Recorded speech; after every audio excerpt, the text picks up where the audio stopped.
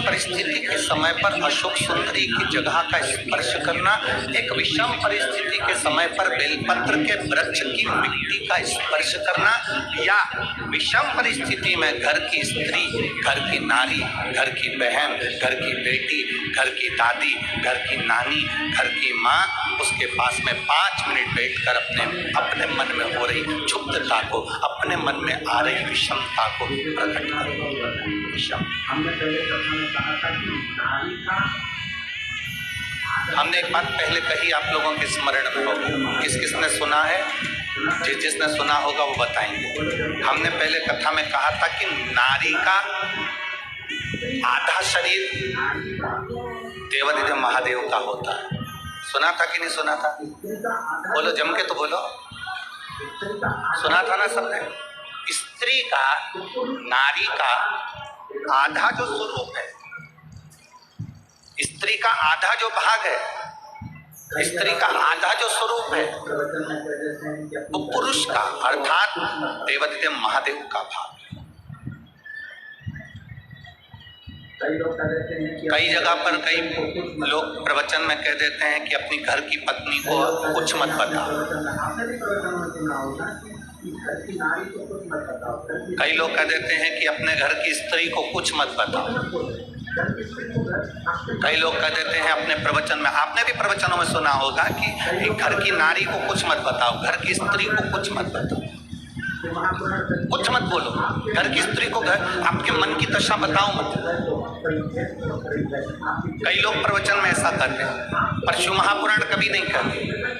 शिव महापुराण कहती है कि जब आपके मन की दशा में कुछ गड़बड़ी चल रही है, आपके हृदय को कोई ठेस पहुंच रही है, आपकी चित्त वृत्ति को आराम नहीं मिल रहा, आपको बेचैनी हो रही है, आपके हृदय को शांति नहीं है, आपके हृदय को सुकून नहीं है, तो घर में जो स्त्री है, घर में जो नारी है, उसको बैठकर अपने मन की दशा जरूर बताओ, क्योंकि वो स्त्री नहीं, उसमें महादेव का आधा अंश विराजमान है। तुम्हारे हृदय की बात को जाने,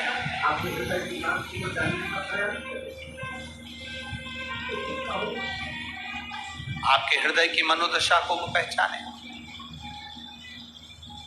आपके हृदय की बात को वो जानने का प्रयास करे, उसको कहो।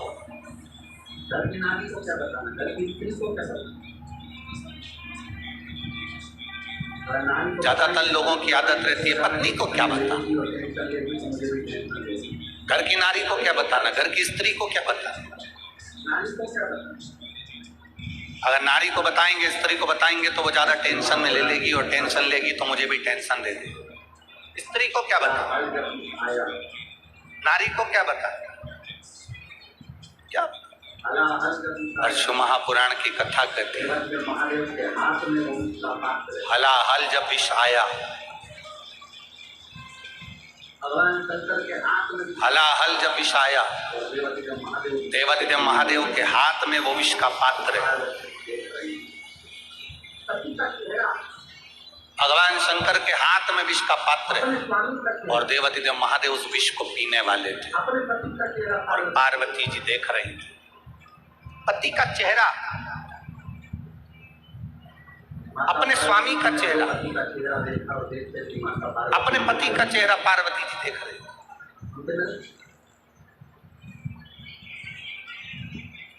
और माता पार्वती जी ने जो पति का चेहरा देखा, और देखते से माता पार्वती उनके करीब में पहुंची, उनके नजर,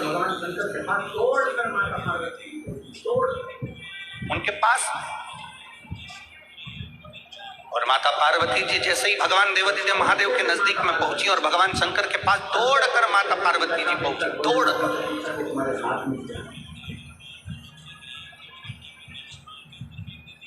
और पहुंचते से ही माता पार्वती जी ने शंकर जी के चेहरे की दशा देखकर भोलेनाथ जी से पूछा कि तुम्हारे हाथ में क्या है, तुम्हारे हाथ में ये है क्या?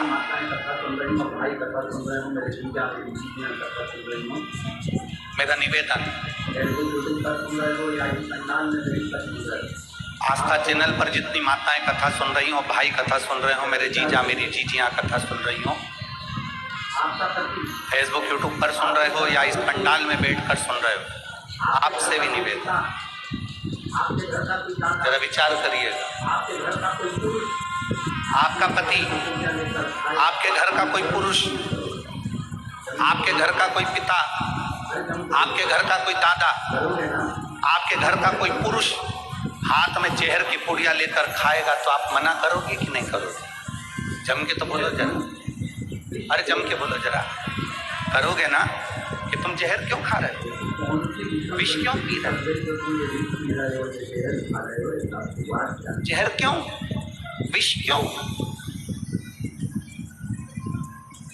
ऐसी कौन सी विषम परिस्थिति फंस गई जो तुम ये विष पी रहे हो, ये जहर खा रहे हो? ऐसा हुआ क्या? आपको जहर खाना पड़ रहा है।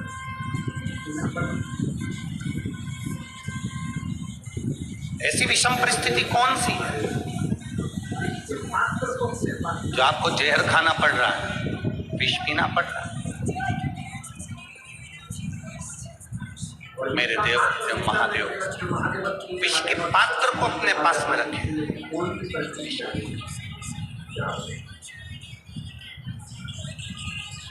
और विष का पात्र लेकर मेरे देवते महादेव बस पीने वाले हैं। और पार्वती जी उनके पास जाकर पूछ रही है ऐसी कौन सी परिस्थिति आ गई, क्या हो गया? बाबा भोलेनाथ, आप विष पी रहे, ऐसी कौन सी परिस्थिति आ गई? घर का पिता, घर का भाई, घर का लड़का, घर का पुरुष, घर का पिता, घर का भाई, घर का बेटा, घर का पुरुष अगर जहर खाने को तैयार होता है ना, विष पीता है ना, तो वो ये नहीं जानता कि ये विष केवल तू अकेला नहीं पी रहा है, ये विष तू तो पीकर मर जाएगा, पर तेरे पीछे जो पूरा परिवार जुड़ा है वो भी मरे के बराबर हो जाएगा। वो नहीं समझता इस चीज, वो इस चीज का स्मरण नहीं कर पाता, वो इन बातों को ध्यान नहीं दे पाता। और उसको ध्यान दिलाने वाली केवल एक घर की नारी होती है, एक स्त्री होती है, एक माँ होती है जो ध्यान दिलाती है। शंकर भगवान के हाथ में विष का पात्र आया, देवादिदेव महादेव विष पीने वाले थे, माता पार्वती दौड़ कर आई और शंकर जी के सामने। शंकर भगवान कहते हैं ये मंथन में निकला हुआ विष है और समुद्र मंथन में निकला हुआ विष है, इस विष को मुझे पीना ही पड़ेगा। किसके लिए पी रहे हैं? किसके लिए? सारे देवताओं के हित के लिए। ये विष किसके लिए? सारे संसार के हित के लिए मुझे ये विष पीना। पार्वती जी कहती है, शंकर भगवान कहते हैं कि सारे देवताओं के हित के लिए, सारे संसार के हित के लिए मुझे ये विष पीना। पार्वती जी कहती हैं इससे संसार का हित नहीं हो रहा है, आपके हृदय में संपूर्ण ब्रह्मांड समाया हुआ है।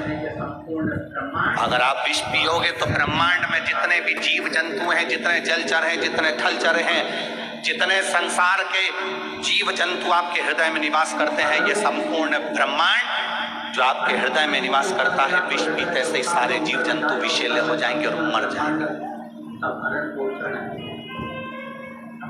अगर वो विष कंठ से नीचे उतर गया तो हृदय से होता हुआ उदर में जाएगा और उदर में संपूर्ण ब्रह्मांड का भरण पोषण है, संपूर्ण ब्रह्मांड। और यदि वो ब्रह्मांड के भरण पोषण में जाएगा तो उस उदर में संपूर्ण ब्रह्मांड का भरण पोषण, भगवान शंकर हाथ में विष लिए हुए हैं। और यदि वो विष उस ब्रह्मांड के भरण पोषण में जाएगा तो भी जीव नष्ट हो जाएगा, तो भी संसार नष्ट हो जाएगा। तो भगवान शंकर हाथ में विष लिए हुए हैं और पार्वती जी से पूछते हैं अब इस विष का मैं करूं क्या? माता पार्वती, इस विष का मैं क्या करूं? आप विष पियो, मैं कंठ में देख कर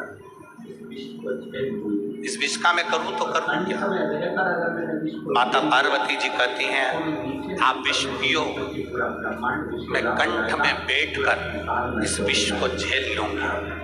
और कंठ में रहकर अगर मैंने विष को झेल लिया, इस विष को मैं नीचे नहीं उतरने दूंगी, क्योंकि पूरा ब्रह्मांड विषैला हो जाएगा, पूरा संसार नष्ट हो जाएगा, पूरा ब्रह्मांड, पूरा संसार।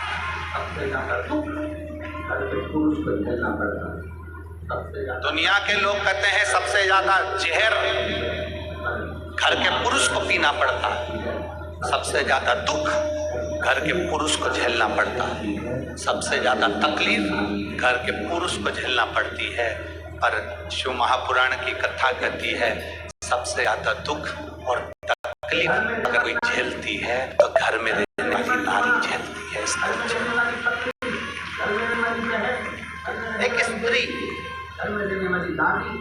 एक घर में रहने वाली नारी, घर में रहने वाली माँ, घर में रहने वाली पत्नी, घर में रहने वाली बहन, घर में रहने वाली बेटी, घर में रहने वाली दादी, घर में रहने वाली नानी, वो जितना दुख वो झेलती है उतना दुख संसार में कोई नहीं झेल सकता। कोई ज्यादा तकलीफ घर के पुरुष को झेलना पड़ती है, पर शिव महापुराण की कथा कहती है सबसे ज्यादा दुख और तकलीफ अगर कोई झेलती है तो घर में रहने वाली नारी झेलती है।